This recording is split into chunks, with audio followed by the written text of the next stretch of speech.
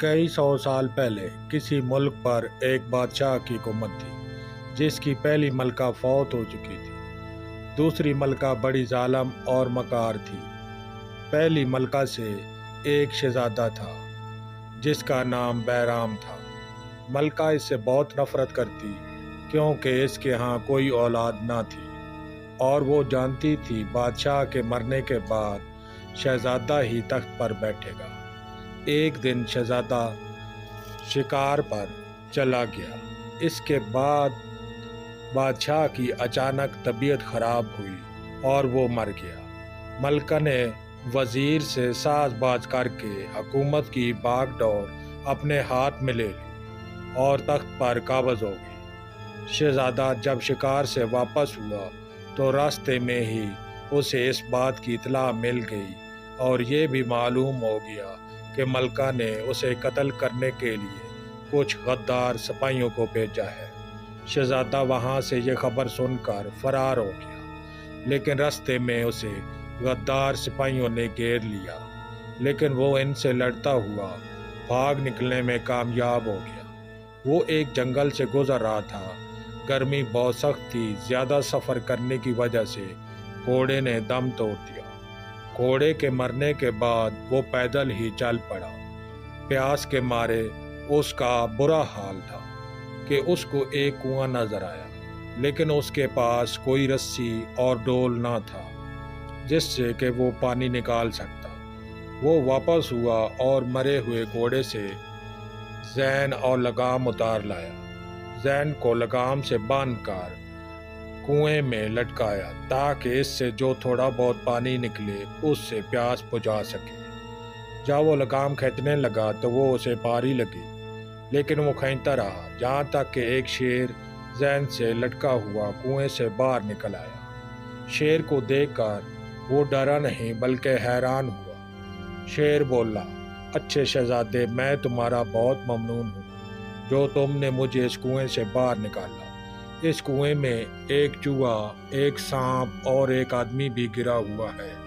تم چوہے اور سانپ کو تو باہر نکال دو لیکن آدمی کو نہ نکالنا، اور ہاں، جب کبھی تم کسی مصیبت میں گرفتار ہو تو مجھے یاد کر لینا، میں تمہاری مدد کو آ جاؤں گا۔ اب ذرا یہاں ٹھہرو، میں تمہیں کوئی تحفہ دینا چاہتا ہوں۔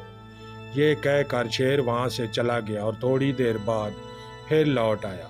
اب اس کے منہ میں سونے کا ایک تاج تھا جس میں قیمتی ہیرے اور جواہرات جڑے ہوئے تھے۔ شیر نے وہ تاج شہزادے کو دیا اور وہاں سے چلا گیا۔ اب شہزادے نے چوہے کو کنویں سے نکالا، پھر سانپ کو۔ یہ دونوں بھی شہزادے کا شکریہ ادا کر کے چلنے لگے تو سانپ نے شہزادے کو اپنا منقا دیا اور بولا، شہزادے، اس کے ہوتے ہوئے کسی سانپ کے کانٹے کا اثر نہیں ہوگا۔ اگر کوئی شخص کسی سانپ کے کانٹے سے مر رہا ہو تو اس کے چھو دینے سے ٹھیک ہو جائے گا۔ اس کے علاوہ اسے جب بھی اس کی مدد کی ضرورت ہو تو اسے یاد کر لے، وہ فوراً اس کی مدد کے لیے پہنچ جائے گا۔ چوہے نے بھی اپنی طرف سے مدد کا یقین دلایا۔ شہزادے نے سوچا اب آدمی کو بھی کنویں سے باہر نکالنا چاہیے۔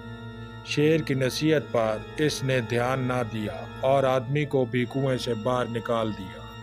وہ آدمی بھی اس کا شکریہ ادا کر کے وہاں سے روانہ ہونے لگا اور بولا، نیک دل شخص، میں تمہارا یہ احسان عمر بھر نہیں بھولوں گا۔ تم جب کبھی شہر آؤ تو میں فلاں جگہ رہتا ہوں، مجھے ضرور ملنا۔ یہ کہہ کر وہ آدمی بھی وہاں سے چلا گیا۔ اس کے جانے کے بعد شہزادے نے کنویں میں سے کچھ پانی نکال کر پیا اور ایک طرف چل دیا۔ ایک دن وہ پھرتا پھراتا اس شہر میں پہنچ گیا۔ بھوک اور پیاس سے اس کا برا حال تھا۔ اس نے سوچا کیوں نہ اس آدمی کے گھر جاؤں تاکہ وہ سونے کو بیچنے میں اس کی مدد کرے، کیونکہ اس شہر میں وہ اجنبی تھا۔ آخر وہ اس شخص کے مکان پر پہنچا۔ مکان ڈھونڈنے میں اسے کوئی دقت نہیں ہوئی۔ دروازہ کھٹکھٹانے سے وہ آدمی دروازے پر آیا اور شہزادے کو دیکھ کر بہت خوش ہوا اور شہزادے کو عزت سے مکان میں ٹھہرایا۔ اب شہزادے نے اپنے رومال میں سے تاج نکال کر उस आदमी के सामने रखा और बोला, मैं इस ताज को बेचना चाहता हूँ, इस मामले में आप मेरी मदद करें। ताज को देखकर उस आदमी की नीयत खराब हो गई। ये ताज इस बादशाह का था जो जंगल में किसी तरह हलाक हो गया था और अब उसकी जगह बेटा तख्त पर बैठा था। इस आदमी ने सोचा, इस बात की इतला अगर नए बादशाह को दी जाए तो वो उसे बहुत सा इनाम देगा। इनाम के लालच में आकर वो आदमी बोला, दोस्त, इस शहर में एक सुनहरा मेरा दोस्त है, मैं इसे यहाँ बुला लाता हूँ, वो इस ताज को खरीद लेगा। इस वक्त तक तुम बेफिक्र होकर यहाँ आराम करो। ये कहकर वो आदमी शहजादे को मकान में छोड़कर बादशाह के महल की तरफ चल दिया। जाते वक्त वो दरवाजे की कुंडी बाहर से लगा गया। महल में पहुंचकर वो बादशाह के दूर पहुंचा और बोला, बादशाह सलामत, मैंने इस शख्स को गिरफ्तार करके अपने घर में बंद कर दिया है जिसने आपके वालिद बादशाह को कत्ल किया था। ये सुनकर बादशाह बहुत खुश हुआ। उसने इस आदमी के साथ सिपाही भेजे ताकि वो इस शख्स को गिरफ्तार करके ले आए जिसने इसके बाप को कत्ल किया था, लेकिन शहजादा तो बेकसूर था।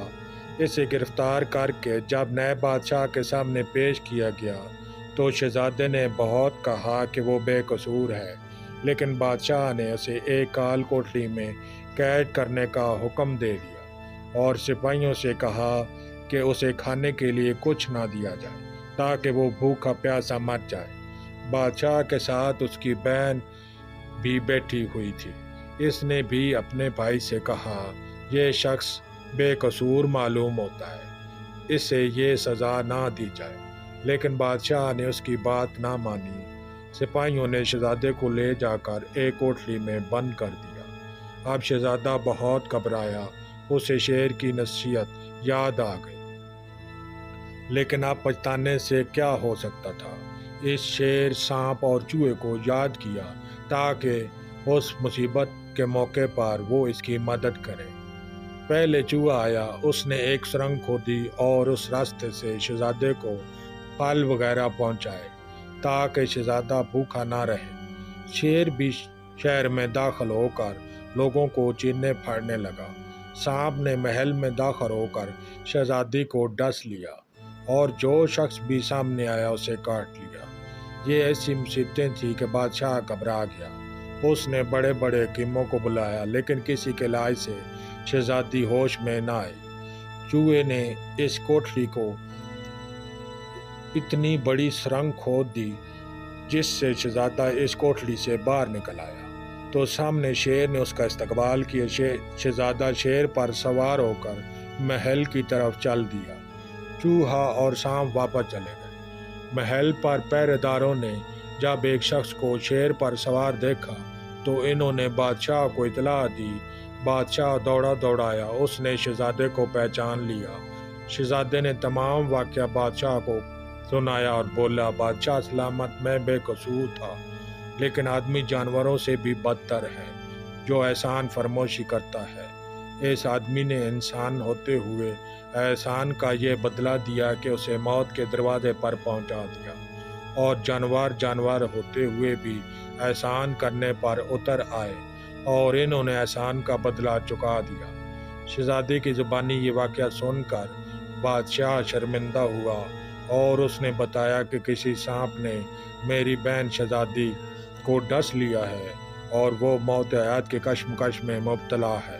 शहजादा बोला, हुज़ूर, आप फिक्र मंद ना हो, मुझे शहजादी साहबा के पास ले जाएं, मैं अभी उन्हें दवाई लगाकर फ़ौरन ठीक कर दूंगा, आप बिल्कुल इत्मीनान रखें। बादशाह उसे अपने साथ लेकर शहजादी के महल में ले गया। शहजादे ने जाते ही सांप का मनका शहजादी के जिस्म से छुआ। शहजादी फ़ौरन ठीक हो गई, जिससे बादशाह बहुत खुश हुआ। बादशाह को जब इस बात का इल्म हुआ कि वो कोई आम आदमी नहीं बल्कि शहजादा है तो बादशाह ने उसकी शादी शहजादी से कर दी और आधी सल्तनत उसे सौंप दी, जिससे शहजादा ऐश की ज़िंदगी गुजारने लगा।